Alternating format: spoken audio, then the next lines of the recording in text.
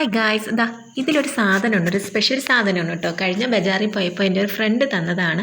പുള്ളിക്കാരിയുടെ husband sugar ഫാക്ടറിയിലാണ് ജോലി ചെയ്യുന്നത് കേട്ടോ. അപ്പോൾ എനിക്കും കൂടെ കുറച്ച് ഷുഗർ തന്നതാണ്. അവിടെ നിന്ന് കുറച്ച് ഷുഗർ കൊണ്ടുവന്നിട്ടുണ്ടായിരുന്നു. അങ്ങനെ കൊണ്ടുവന്ന പഞ്ചസാരയാണ് ഈ സംഭവം ഞാൻ വിചാരിച്ചു വീട്ടിൽ നിന്ന് കൊണ്ടുവന്നപ്പോഴത്തേക്ക് ഞാൻ കരുതി സാധാരണ നമുക്ക് കിട്ടുന്ന പഞ്ചസാര പോലെയാണ്. കാരണം അന്ന് ഒരുപാട് വെയിറ്റ് ഉള്ളതുകൊണ്ട് ഞാൻ അധികം നോക്കിയതും ഇല്ലായിരുന്നു. പക്ഷേ പിന്നീട് അടുത്ത് നോക്കിയപ്പോഴാണ് പഞ്ചസാര എന്ന് പറഞ്ഞാൽ നല്ല കട്ടി പിടിച്ച പഞ്ചസാര. അപ്പോൾ പിന്നെ നിങ്ങളെയും കൂടി ഒന്ന് കാണിക്കാമെന്ന് കരുതി.